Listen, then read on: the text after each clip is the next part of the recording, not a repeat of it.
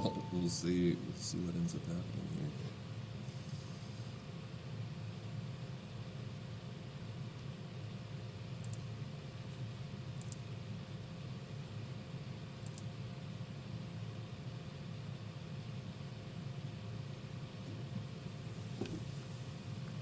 Hello, Dahlia? Yeah. All right, very good. Can I sit anywhere? Yep.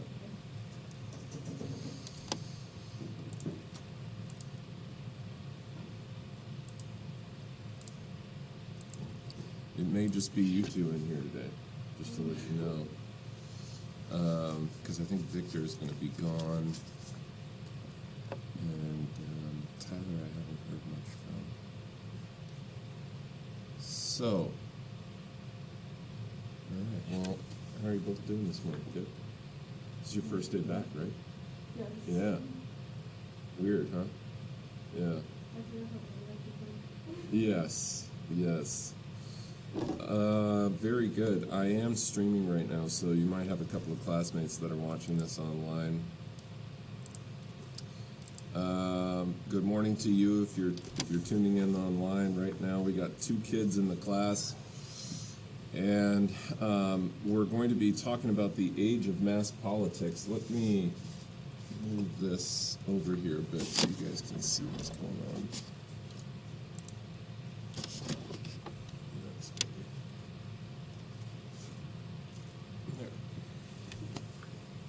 Okay, so we are in the tail end of the 19th century here, and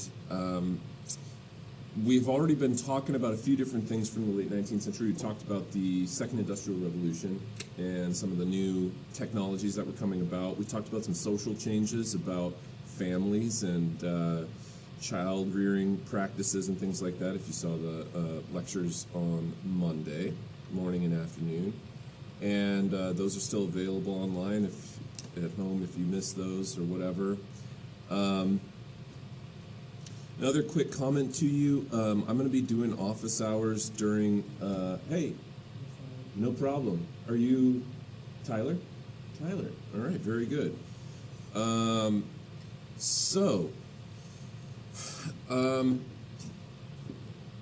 Age of mass politics, and we talked about a few other things too relating to the late 19th century. Pretty much, we're getting closer and closer and closer to the 20th century, right? Which is the 1900s, which is pretty recent, obviously. You know, I was born in the 1900s, so it's not that long ago, and really, as we get closer to 1914, we're approaching World War I. And sometimes, and I mentioned this at the very tail end of the afternoon lecture that I did on Monday afternoon, but sometimes when we're talking about the 19th century, the 1800s, they refer to it as the long 19th century. And the reason they do that is because they kind of bundle the very tail end of the 1700s when the French Revolution starts into the 19th century, because the French Revolution is so significant in pushing forward the liberal changes that and revolutionary ideas that Europe was facing at that time, then all the way extending into the early 1900s. So sometimes they clip off essentially the previous century and following century of the 1900 or the 19th century, and they lump it all together into what they call the long 19th century. And so if you ever hear that phrase, that's what they're talking about. But 1914 is the start of World War I, and we're really kind of approaching that rather rapidly here. So the theme of this part of this unit, when we talk about mass politics, that word mass, we're really referring to the masses, okay, the masses of people in Europe. And so we've already, you know, when we were talking about some of the social changes, some of the technologies, for example, like telegraphs and telephones, electricity, things like that, these are items or technologies that are consumed by the masses. We're also seeing a move towards democracy, so more people becoming involved in the political spectrum. And we're also in a stage now where European empires are transitioning into nation states. So today, when we think about how the world is today, how we conceive of the planet, we take Earth's surface and we divide it into countries, right? Nation states, where different kinds of people, nations, live in a particular area. So, for example, right, you've got America. Who lives in America? Americans. You've got Canada. Who lives in Canada? Canadians. You've got Britain. Who lives in Britain? British people. So, this idea of national identity being what dictates a particular location on Earth's surface is a relatively new phenomenon. Prior to this, there were a lot of places that didn't really identify as nation states. They were more often identifying as empires. So, for example, like you had the Austro-Hungarian Empire, but there were a bunch of different nationalities who lived within the Austro-Hungarian Empire. You had up to a dozen or more different kinds of people who lived within the Austro-Hungarian Empire. When we get to World War I, World War I is such an important turning point in European history because it's the downfall of these empires that have been around for hundreds of years. So the Ottoman Empire collapses at the end of World War I. The Austro-Hungarian Empire collapses at the end of World War I. The German Empire, the Russian Empire. These empires, they no longer have absolute rulers that are at the top of the government, like Tsar Nicholas II or the Kaiser of Germany or whatever. So these changes are really what we're seeing happen at the very tail end of the 19th century, where democracy as a political platform is increasingly being used, especially in places like Britain and France. Western Europe is more quick to adopt like democratic style government. And what is democracy? You guys know? Like when you talk about democracy as a form of government, do you guys know what that means? Not really? That's okay. So I can give you a very simple explanation. Whenever you hear that prefix DEMO, demo, okay, in terms of like politics, unless you're talking about like a demonstration, but like even then, people use demonstrations, I guess. But anyway, demo actually goes back to the Greek word for people, and then cracy, C-R-A-C-Y, goes back to the Greek word kratos, which means power. So people having the power through voting in government. And democracy, you guys got to keep in mind, as a political system, democracy was not very common. In Europe, most places in Europe had absolute monarchies where you had a king or an emperor or some other type of figure like that who held all the power, and most people were blocked out from participating in the government. They didn't have the right to vote. They didn't show up at the polls or anything like we do today. All of those kinds of trends are pretty new. They only recently came around at the tail end of the 1800s. And so how come is this the case? Why are European nations moving towards democracy? Well, part of it has to do with the Industrial Revolution. One of the things that we talked about earlier in the week was how people are getting a better education. And as people become more literate and become better educated, they start to become more aware of the world around them. They start to question things. And indeed, like when you think about your own education, your education is really the key to unlocking making sense of the world.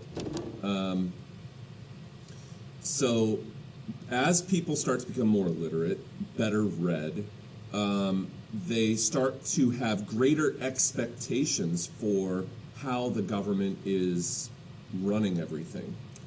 And, when we talked about the early days of the Industrial Revolution, a lot of people really were suffering during the early part of the Industrial Revolution because they're living in cramped, miserable conditions. It's dangerous, it's dirty, it's dark, it's polluted, it's overcrowded, and it's pretty miserable. And so as people start to think about, like, what's the purpose of government? Why do we have government at all? If we've got all these people who are living in miserable conditions, shouldn't the government be trying to make laws that improve society? And so as people start to have greater expectations about what government is supposed to do in order to, create a system that allows people to operate reasonably, they start to make demands on government to make changes, make laws. And that's when we start to see some of those reforms come in, where they crack down on child labor, they crack down on unfair labor practices and things like that. And all of that is coming with the late 1800s, the late 19th century, where we are seeing this age of mass politic, and the government takes over the education system in a lot of places in Europe. Kids are mandated to go to school, just like you guys are mandated to be in school here today. It's a legal thing, like you have to be in school. Why do you suppose the government makes laws that make it a requirement for you kids to be in school, to get an education? Do you have any idea? Well, part of it is workers, especially with the new industrial technologies that are coming about. We have that new class of middle-class workers, right, who need to be educated in things like electrical engineering or whatever else in order to know how to do these jobs. So that's certainly part of it, because a more educated population is going to be achieving higher levels of jobs, right? When you think about why do you go to school yourself? It's to get a better education, to get a better job down the line, get paid more money, right? But there's another reason, and it's because, here in California, I mentioned this to one of the other classes, maybe it was third period, but here in California, you, as a senior in high school, they require that you take government your senior year. Okay, like it's a requirement that you take government your senior year. The reason they do that is because you're right about to hit the age where you can vote. And they want you going, when you become an adult, and I'm using that word kind of loosely because at 18, you're still going to feel like a kid. You're pretty young at 18, but legally you're recognized as an adult and you're able to vote. And they want kids coming out of high school with an understanding of, the political system, a basic foundation of how our government works, and to make educated decisions at the polls so that you don't show up and vote for ludicrous ideas. So this is the major theme here. The national states, nation states, created a common framework in European politics. Political parties start to emerge. That's the other side of the age of mass politics, is we start to see segments of the population who come together in political parties and operate as kind of voting segments, voting blocks, and these different political parties start to have political debates with one another. Increased suffrage. Do you guys know what that word suffrage means? It doesn't sound, okay, good. So I'm glad that I'm taking the time to explain it. Suffrage sounds like suffering, okay, but it has nothing to do with suffering. Suffrage is just voting rights. Okay, so whenever you hear that word suffrage, or another one that you may hear is enfranchisement. If you are enfranchised, that means that you have the right to vote. So Dahlia, if anyone ever comes around to you and says, I have a petition to end women's suffrage. Women's suffrage has been going on way too long. Don't you dare sign that, okay?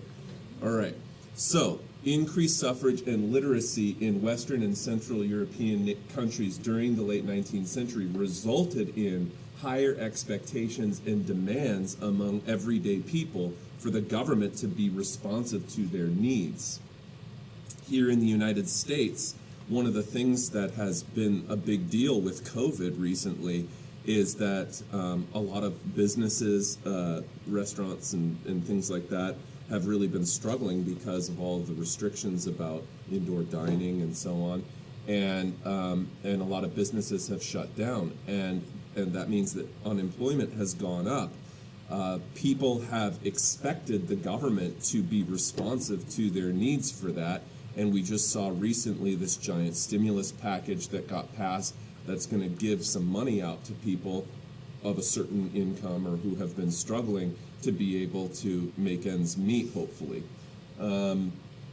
So the political ideology in the age of mass politics, we have kind of people who are of different, this is a spectrum, right? So if we're talking about politics, we could talk about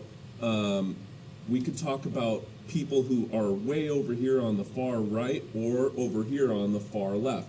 The further to the left you are, the more communist you become. The communists are considered the most far-left radicals of this time, and even today communism is considered to be extremely far-left radical. This might be confusing to you here because here in our country, in modern-day times, we don't think of Republicans as being liberal. We think of Republicans in our country as being conservative. But in the old-school sense of the word Republican, really what they're talking about is establishing Republican-style government. And all that means is people having the right to vote. Okay, so that's really what old-school Republican government stands for. When we talk about Republicans in our country, whether you're Republican or Democrat, you believe that people have the right to vote. We're talking about the political party of the Republican political party here in our own domestic situation. And the Republicans in America tend to be more conservative. So that can be a little bit confusing. But in Europe, in using the classical sense of the word, Republicans were typically liberals at that time, meaning that they believed in the Enlightenment, basically. Okay, so looking at this, ordinary people during this time, one of the things that I talked to you about when we were talking about Otto von Bismarck and German unification and those kinds of things is that nationalism, people's loyalty to the state was increasing during this time. And nationalism, when Napoleon, the first Napoleon, Bonaparte, was defeated at the Battle of Waterloo, you might remember that immediately afterwards they had that meeting, the Congress of Vienna, where they were trying to stamp out nationalism because nationalism had been a threat to the conservative monarchs of Europe. As we progress throughout the century, nationalism is this is kind of this new force that gets increasingly tied to conservative politics. And ordinary people are, during this time, developing those feelings of nationalism, pride in their nation. And instead of having strict loyalty to a monarch, like you're the subject of whatever, Louis the 16th or something like that, increasingly people start feeling loyalty to their nation, to the people of their state, okay? Universal male suffrage is just all males of a certain age, regardless of whether you're rich or poor, have the right to vote. And in most places in Western Europe, universal male suffrage emerges by the time that World War I breaks out. Female suffrage, women voting, comes in most places after World War I, with the exception of, I think, Finland. Finland introduced women's suffrage before World War I, if I remember right. Politicians and parties represented the people more responsibly due to increased suffrage. If you think about it this way, in a previous era where only a select few people had the right to participate in government, that means that the people who are serving in government really only cared about that one small group of people who could vote for them. But now that you're increasing the number of people that participate and vote, those politicians have more responsibility to a greater number of people and are going to be handling their needs more responsibly. The welfare state, when we talk about welfare, that's kind of a trigger word for some people. What do we mean by welfare state? So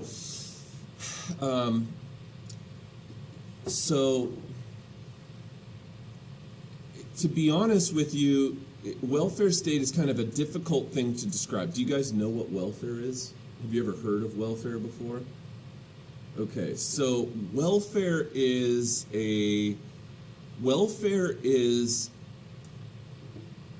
so how can I describe this? Let me start with describing it in the modern day context. When we talk about welfare, we're talking about a government program that essentially gives money to poor people or people who have lost their job or something like that.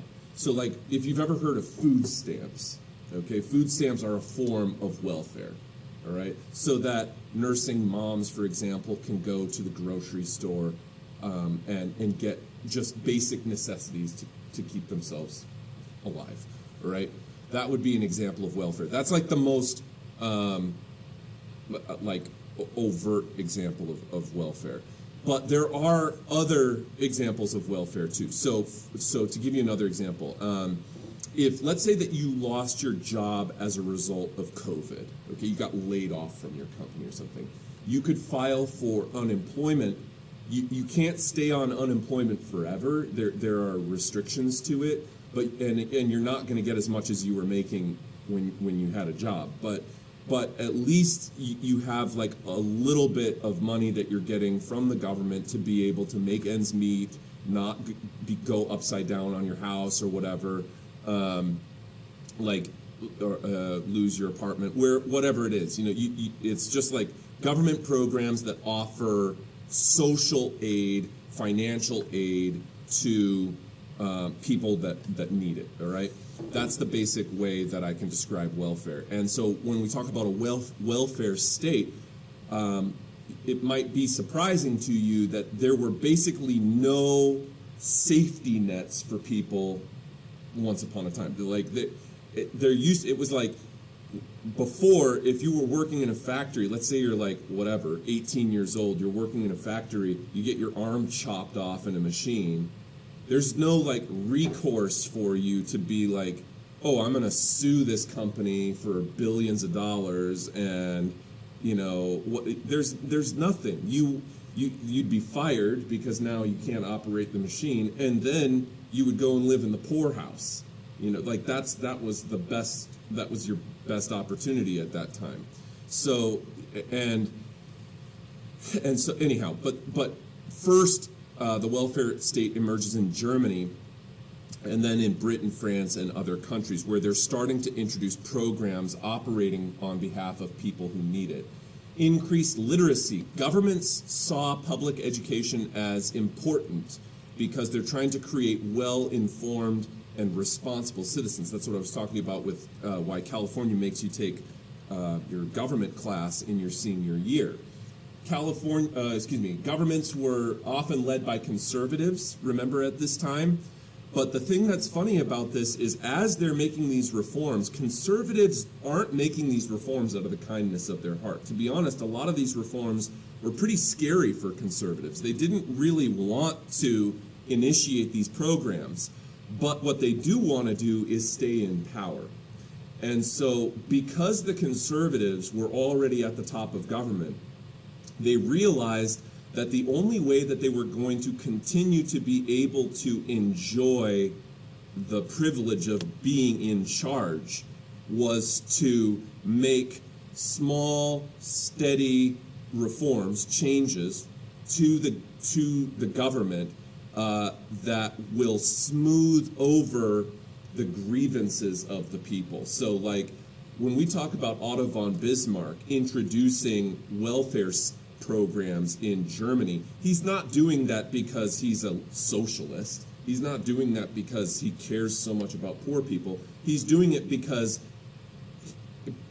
he'd rather be the one making those reforms and staying in power and taking the wind out of the sails of people who are trying to challenge him and say, hey, you're not doing enough to help the people of Germany out.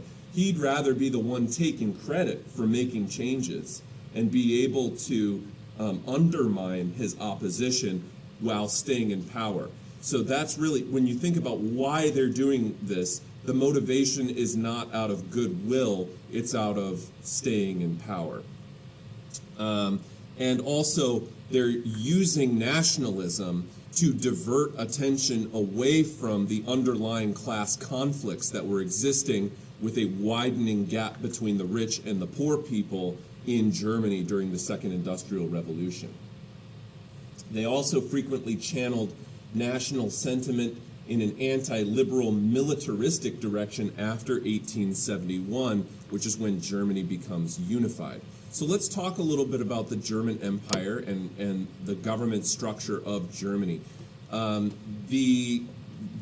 you know, the German unification movement was sealed when the Franco-Prussian War was won by Prussia. And they created this government structure where you had a federal union, meaning a top-down governmental structure. Previously, they had a confederate style government where each German state was still autonomous. Now they have a federal system, just like the United States. Here in the United States, right, the federal government dictates to all the states what's going to happen. So this federal union of Prussia and 24 smaller German states, at the top of government was the Kaiser. Kaiser is basically emperor, Wilhelm I. He's the German Kaiser, and he lasts from 1871 until 1888, and he's really the one that has ultimate power, and that's a photograph of him there. And then really the guy who has the most power outside of the emperor was Otto von Bismarck. And Otto von Bismarck lived from 1810 all the way up until 1898, so he lived to be 88 years old. That's a pretty long time. He served as chancellor, and he's really the mastermind behind the government until 1890. Also, of course, you've heard of Bismarck before. He was the one that was largely responsible for the wars that Prussia won in order to get German unification to happen.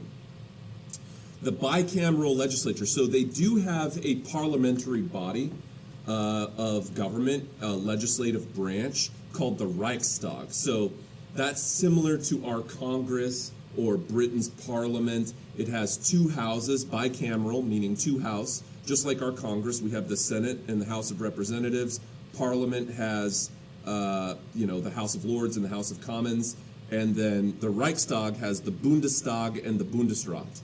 And the Bundestag is the lower house, like the House of Representatives is the lower house in our country.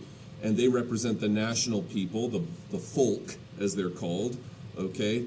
That word Volk, you've ever heard of Volkswagen? Yeah? Yeah, so that really just means people's car, Volkswagen.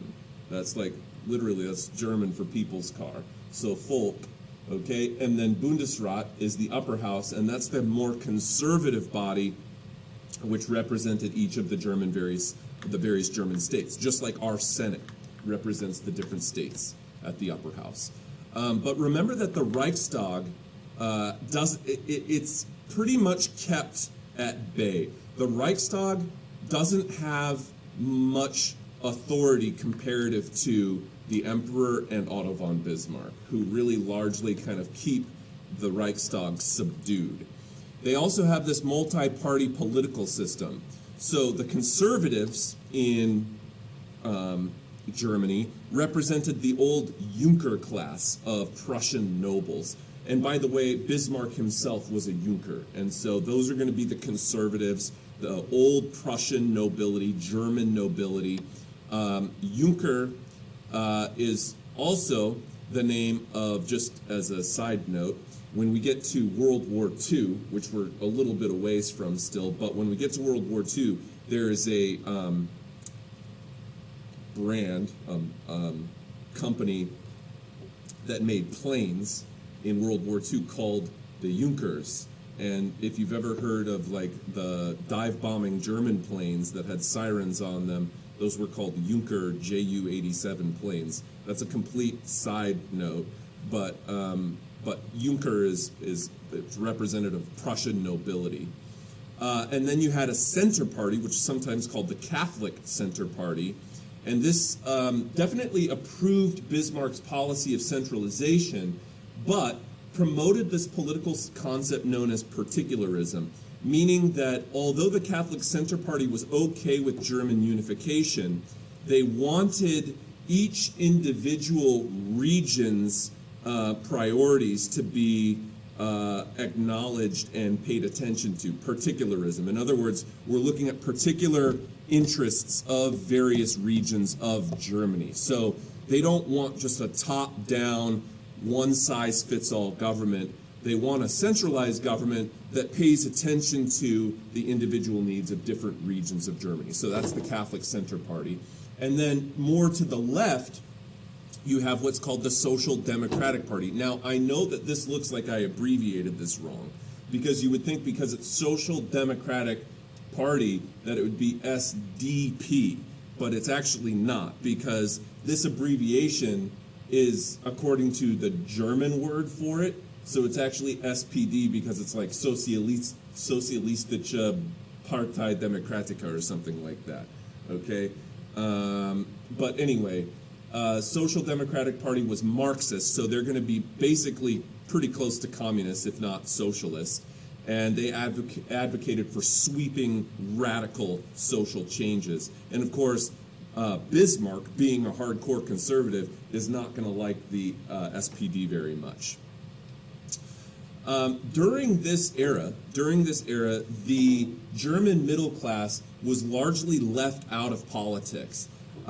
Basically because Bismarck feared the growth of the influence of the Social Democratic Party. He did not want more people of Germany turning to the SPD and seeing that party grow in size. So the middle class, for the most part, being concerned about socialism, instead of joining the socialist side, ended up siding more often with the conservatives and gave tacit support to imperial authority and noble influence. So the middle class is pretty much left out of politics during this time. Bismarck saw the Catholic Center Party and the SPD as major threats to imperial power, the power of the Kaiser and himself. And so he set about to destroy both of them, but was unsuccessful in doing so. So let's talk about what Germany looks like under Bismarck. So between 1871 and 1890, Otto von Bismarck established an integrated political and economic structure for Germany while dominating European diplomacy. Otto von Bismarck is an absolute genius when it comes to international politics. And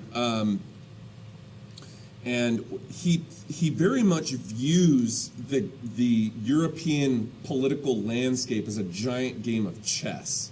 And so he's constantly playing this chess game, trying to keep Germany at the top of the balance of power. The balance of power, speaking of which, that had been really starting with the Franco-Prussian War and France being defeated in that war and Napoleon III being captured, this balance of power starts to be upset, tilted in favor of Germany. And this is largely due to Bismarck's international foreign policy in Europe, where he is trying to make Germany rise to the top of the pack in European politics. And Germany becomes rather threatening in the later 19th century. They are hugely militaristic. They've already demonstrated their military authority over Denmark, Austria, and France. And, a lot of folks in Europe are now looking to Germany as kind of like the new France, because remember that France had been the one that upset the balance of power under Napoleon. And so now, under Bismarck, Germany is going to be the one that's upsetting the balance of power, and Germany is going to stir the pot in Europe. They're going to, when I say stir the pot, cause trouble. Okay, they're going to be constantly butting their nose into affairs, getting themselves in the middle of things that aren't their business, and really causing a lot of anxiety to especially Britain. Britain doesn't want to see an upset in the balance of power. Britain wants to just keep peace because Britain is making tons of money from their international empire, going over to Egypt, going over to India, taking raw materials from those places, going down to Africa, taking raw materials from those places. Britain doesn't want to see European wars breaking out. They want to just keep making money. Germany, though, feels like they've been given the short end of the stick, and they're going to increasingly challenge Britain in their international empire and try to obtain more land, more money, more wealth under Otto von Bismarck. Okay, what are some of the changes that Otto von Bismarck made? He unified the monetary system, so all German states were using the same currency. He established an imperial central bank while strengthening the existing banks. He developed universal German civil and criminal codes, very much inspired by Napoleon, who did the same thing for France back during the early Napoleonic days. And he established compulsory military service, meaning that all German men of a certain age had to join the military for a certain period of time. Kulturkampf was another idea that is associated with Bismarck. This Kulturkampf means struggle. You may have heard of Hitler's book Mein Kampf, which means my struggle. Kulturkampf is basically struggle for culture or struggle for civilization. Bismarck, who was, remember, trying to destroy both the Center Party and the SPD, was seeking to limit the influence of the Catholic Center Party due to the fact that Pope Pius IX had declared papal infallibility. And so when Pope Pius IX issued his syllabus of errors, which had really dragged liberalism over the coals, he also said that the Pope was infallible, that the Pope was perfect. And Bismarck, first of all, who wasn't Catholic, but beyond that, who wants to use this as a political bargaining chip, basically says, look at the Pope. He says that he's infallible. Look at the Catholic Center Party. They're Catholic. They're going to be loyal to the Pope. They're not going to be loyal to the German Kaiser. And so he tries to limit the influence of the Catholic Center Party by associating the Catholic Center Party with their loyalty to the Pope. Most German states in the north, though, were Protestants, so this was pretty effective. And southern German states tended to be Catholic. So he wasn't able to destroy the Catholic Center Party because it was too popular by many southern Germans to be driven completely underground, and so he fails to suppress them. The Social Democratic Party, on the other hand, the SPD, had more Marxist views. Karl Marx, writer of the Communist Manifesto in 1848, and the Social Democratic Party was trying to get sweeping social legislation passed in Germany. And of course, Bismarck, being a conservative, doesn't want to see those laws passed. He doesn't want radical sweeping changes. Some of the changes that the SPD was looking for was universal suffrage, genuine democracy where everybody could participate and vote. They wanted to demilitarize the German government, but Bismarck was unsuccessful in limiting its growth, despite its being driven underground while he was in power. The Social Democratic Party still continues to grow. Meanwhile, instead of giving any credit to the Social Democratic Party, he takes the wind from their sails and starts instituting his own sweeping reforms to minimize the threat from the leftist socialists. And in 1879, For example, he passed a protective tariff to protect German production, domestic production in Germany. He created modern social security laws.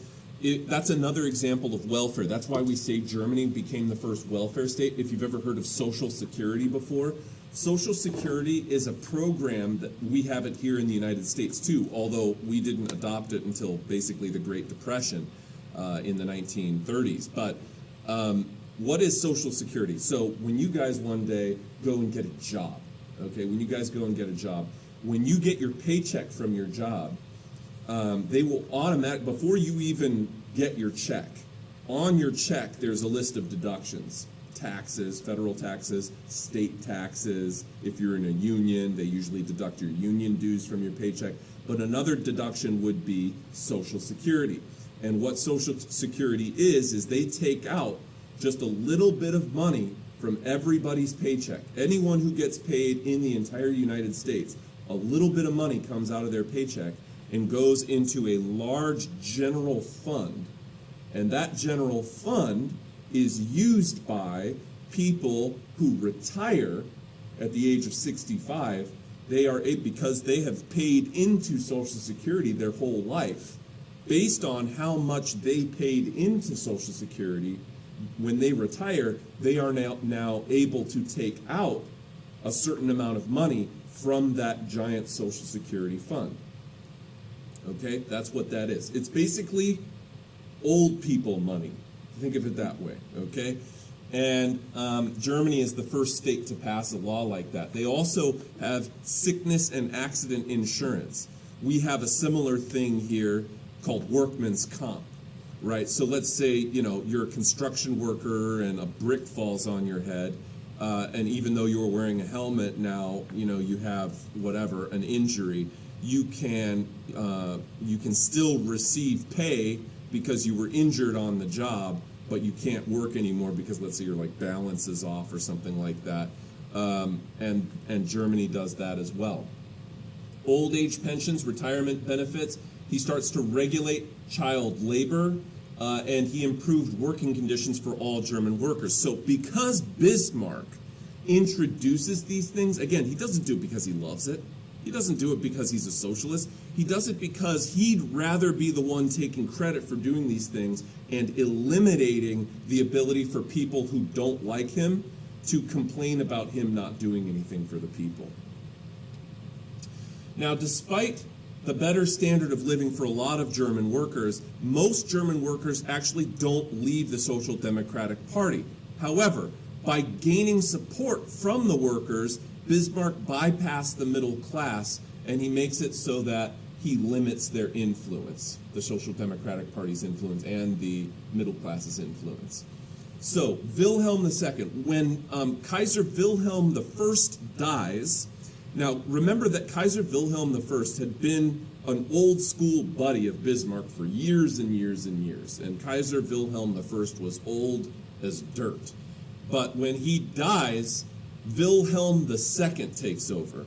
And Wilhelm II doesn't like Bismarck. He views Bismarck as being old-fashioned and out of touch. And so Wilhelm II, believing that he's a better politician than Bismarck, which he was not, okay, Wilhelm II, within 2 years of becoming the new Kaiser, fires Bismarck, basically. Now, by that point, Bismarck was pretty old. He was already probably 78 years old or something like that. But to gain the support of the people, the workers, he forced Bismarck to resign in 1890. And here's the thing about Wilhelm II. He doesn't like Bismarck's attempt at consolidating his power. The Chancellor, Bismarck, had really developed a whole lot of power. And Bismarck tried to completely outlaw the Social Democratic Party. And Wilhelm II doesn't like that. So Wilhelm II forces him to resign. But this was a political move. He was doing that so purposefully so that he would be worshipped by the workers. And so by 1912, the Social Democratic Party became the largest party in the Reichstag, the German parliament. And that's thanks to Kaiser Wilhelm II, who fired Bismarck. So here is a famous political cartoon called Dropping the Pilot. The Kaiser has no further use for Prince Bismarck. And this is him being sent off the ship onto this rowboat here to sail home on his own. All right, so Bismarck gets fired. Folks, that does it for me today. Hey, Tyler, stick around for a second. Tyler, right? Stick around for a second. And you guys are ready to go. Thanks so much for listening to me online. And we'll see you guys.